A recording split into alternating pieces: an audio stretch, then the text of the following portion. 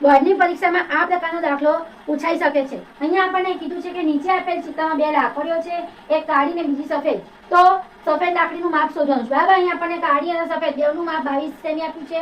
આ સફેદનું માપ ખબર નથી અને કાળીનું 5 સેમી। તો અહીં એકદમ ઈઝી ટ્રીક છે। કરવાનું શું, તો જો આપણે આ સફેદ લાકડીને x ગણીએ અને y ગણીએ તો x + y શું થાય?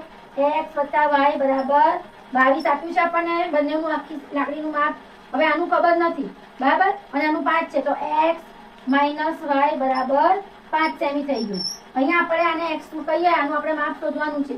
તો x + x કરીએ તો 2x અને y કેન્સલ, તો 2x બરાબર કેટલા થાય? 22 ને 5 27। તો x બરાબર 27/2, તો શું આવે? x બરાબર 13.5। તો આ રીતે આપણે એનો આન્સર શોધી શકીએ છીએ। તો જો તમને આ મારો વિડીયો ગમ્યો હોય તો એને લાઈક કરજો અને મારી ચેનલને સબસ્ક્રાઇબ કરજો અને આવા વધુ વિડીયો જોવા માટે મારી ચેનલની સાથે જોડાયેલા રહેજો। Thank you.